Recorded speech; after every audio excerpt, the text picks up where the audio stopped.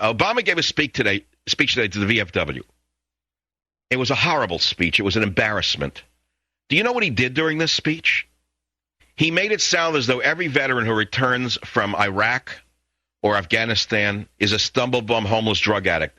Classic left-wing ACLU media lies. Listen to clip 6. Sorry, go ahead. The VFW well knows, for so many veterans, the war rages on.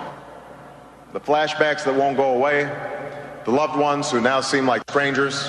What? The heavy darkness of depression that has led to too many of our troops taking their own lives. Liar, pants on fire. Stop it right there.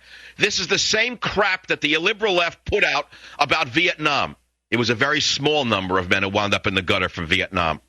And it's an insult to every Vietnam veteran who came back and built their lives and built their families. They don't want to hear this garbage that every veteran comes back as a psycho on LSD in the gutter. But that's what he did. He goes to the VFW. But it was even more disgraceful. He was there to talk about the strength of the military. You know who he talked about?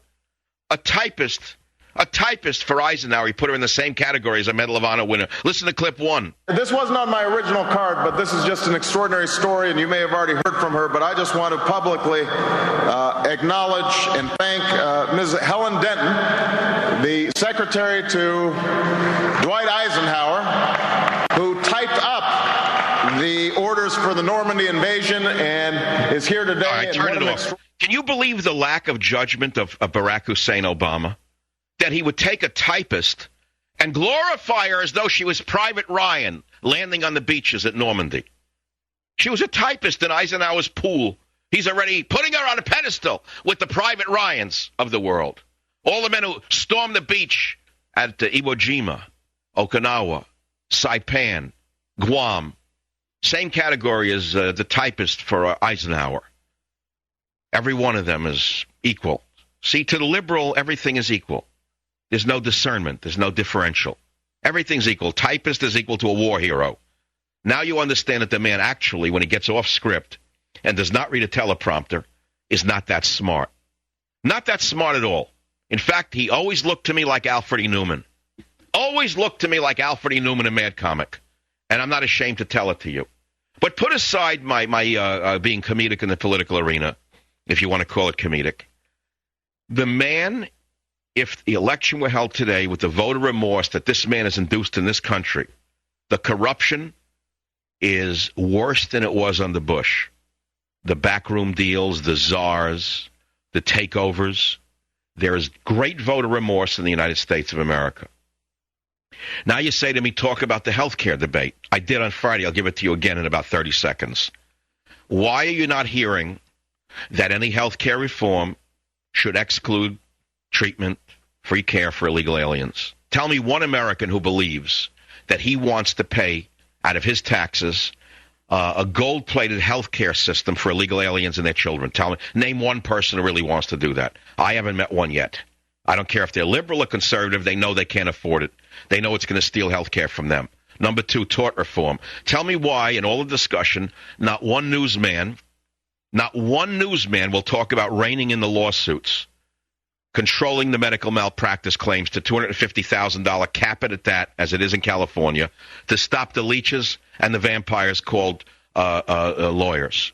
Tell me why you don't hear that on Fox News even. Answer. Because the boards of even Fox News, of News Corporation, if you look at them carefully, you will see an interlocking group of corporate directors. They go from News Corporation to pharmaceutical firms.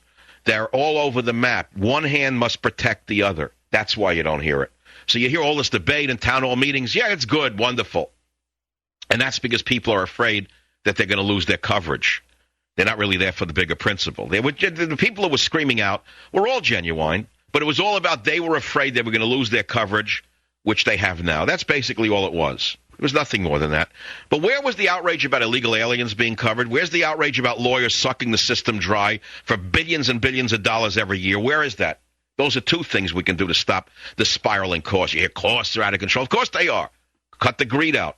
Cut the lawsuits down to $250,000 top. Cut out all health care for illegal aliens. There's 2 good ideas. Did you hear about that last night on the debate? No, and you won't. You won't. You'll hear about it on the Savage Nation, which is why I've been targeted by the New World Order. They just don't want the truth. Sure, I was banned in Britain. That's only the beginning. If you think that's the end of it, you're crazy. I'll be right back. That's why Obama's popularity is falling down. It's because people are starting to see that he's just a front man for the very same powers that put Bush in power. That's what I think. You want to know what the First Amendment is? I am the First Amendment. I am the First Amendment, and I'm fighting on my own without one of the great New York lawyers to help me. I wouldn't touch them with a 10-foot pole, so to speak. All they want is your money. So they can go to their friends in the courts and see if they can get a little more money out of you. Hey, Milty, see if you can keep him on the list a little more. I can milk another $100,000 out of him for your daughter. Don't get me started here. It's as corrupt as Bernie Madoff. The entire legal system is like when Jesus was crucified by the Sanhedrin. You want me to tell you that story about the Sanhedrin? The 14 judges? 5 of them said Jesus is not guilty. Don't crucify him. I guess they were the secret emails of the day. What are you crucifying the guy for? He didn't do anything. The other judges said, hang him. Rather crucify him, because the Romans told us to do it. He's a threat to the order. This story's been told before. It goes around and around, the story, over and over again. So if you don't mind, I'm going to get my name off the list. If you don't mind, I'm fighting for me. And if I am not for me, who will be you? But if I'm only for me, I'd be a bore. That's all. So go to michaelsavage.com to see Banned in Britain. I'm very proud to offer it.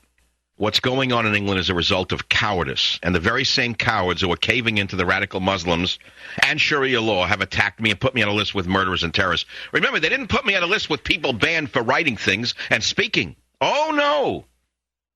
It wasn't a list of people who said things that were offensive. It wasn't a list of people who wrote things that were offensive.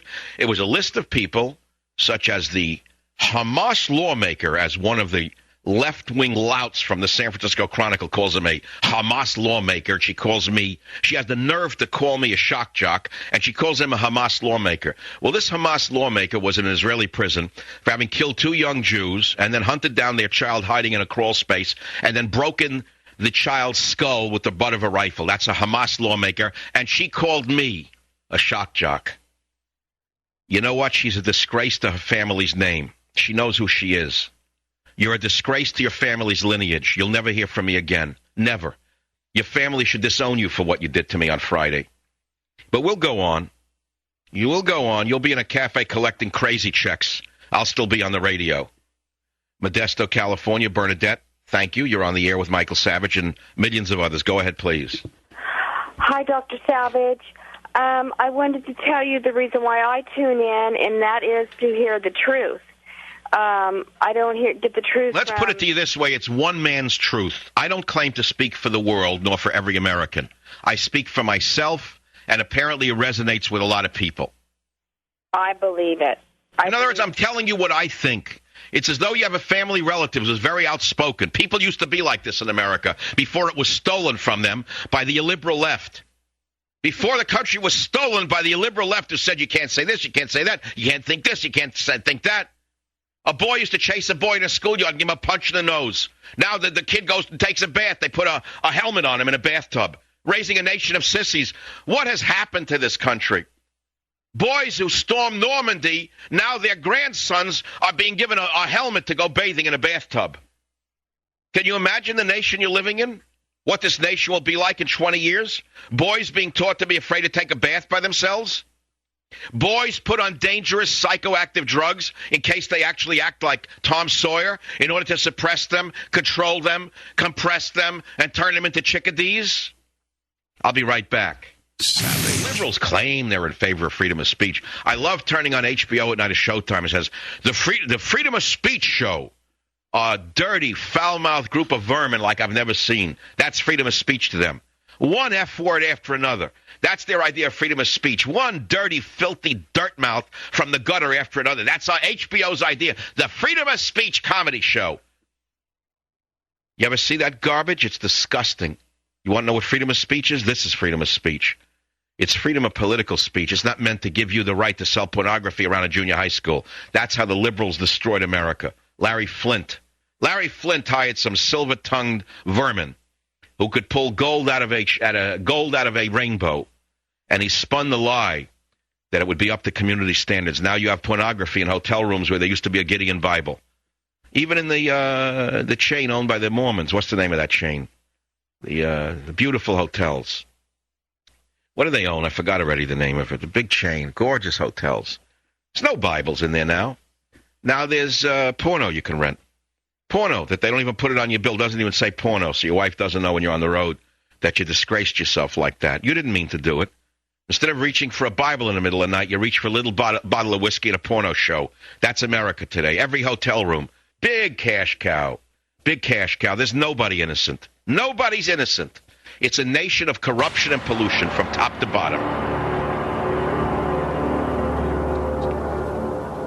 Savage.